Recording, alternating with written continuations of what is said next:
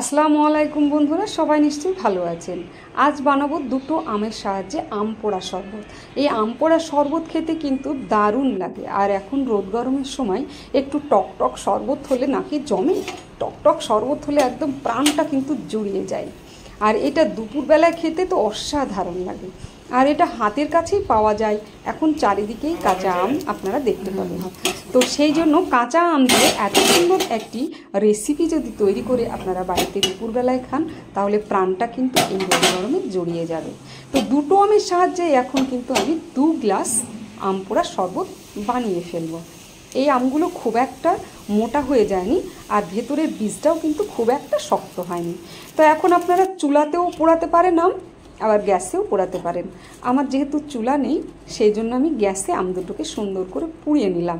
আর একটু ঢেকে রাখলে এর খোসাটা কিন্তু দারুণভাবে উঠে যায়। তো একটা আঙুলের সাহায্যে এই খোসাটা কিন্তু সুন্দরভাবে উঠে যাচ্ছে। তো এখন খোসাগুলো পুরোটাই আমি ছাড়িয়ে নেব। আর আমার চ্যানেলে নতুন হলে অবশ্যই চ্যানেলটিকে সাবস্ক্রাইব করবেন, আর অবশ্যই এটা শেয়ার করবেন, যাতে এই ভিডিওটা সকলে দেখতে পায় এবং সকলেই এই আম পোড়া শরবত তৈরি করতে পারে। এটা খুব সহজ পদ্ধতি এবং খুব কম খরচ।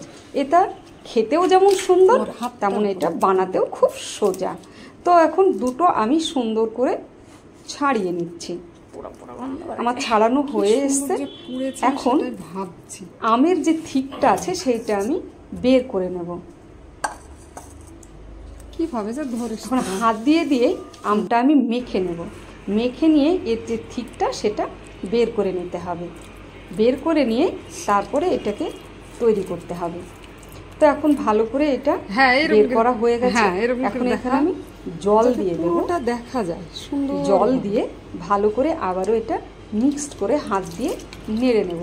তো আমার হয়ে গেছে। এখন আমি যে থিকটা আছে সেটা একটু হাত দিয়ে মোলায়েম করে নিলাম। তো আমার এটা রেডি হয়ে গেছে। এখন এরপরে আমি একটা মিক্সচার বলে দিয়ে দেবো। এখানে ঠান্ডা জল যদি ইউজ করেন তাহলে শরবতটা খেতে কিন্তু আরও সুস্বাদু হবে। তো একটা মিক্সচার বলে আমি কিন্তু এই থিকটা দিয়ে দিচ্ছি। বাকিতে যেটা লেগে আছে সেই অংশটা একটু জল দিয়ে ধুয়ে আমি মিক্সচারে দিয়ে দেব।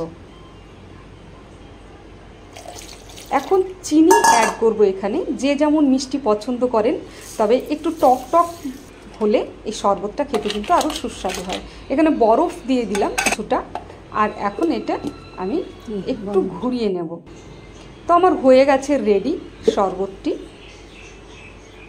এই আম পোড়া শরবত কিন্তু খুব সুন্দর খেতে। একবার হলেও বানিয়ে দেখবেন। যারা যারা এখনও খাননি তারা কিন্তু মিস করছেন। তো একটু আমি এখানে বিট লবণ অ্যাড করব। বিট লবণ দিলে এর স্বাদটা কিন্তু দ্বিগুণ হয়ে যায়। আর যদি এখানে একটু ভাজা জিরের গুঁড়ো দিয়ে দেন তাহলে কিন্তু আরও সুস্বাদু হবে। এখানে আমার ছেলে খায় না বলে আমি কিন্তু এখানে অ্যাড করলাম না। এখন এটা ছেঁকে নেব, কারণ যেহেতু আমটা পুড়িয়েছিলাম তার কিছু কালো অংশ এই শরবতে রয়ে গেছে, তাহলে দেখতেও ভালো লাগছে না। তো সেই জন্য এখন এটাকে আমি ছেঁকে নেব। ছেঁকে নিয়ে রসটা আমি বের করে নেব। আর যে নোংরাটা হচ্ছে কালো অংশ সেটাকে আমি ফেলে দেব। এখন রেডি হয়ে গেছে আমার শরবত।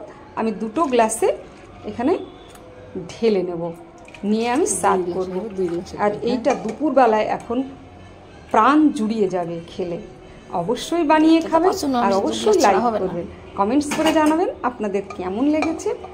আর ভালো লাগলে অবশ্যই লাইক করবেন। সকলে ভালো থাকুন, সুস্থ থাকুন, আর এই গরমে তরল খাবার খান।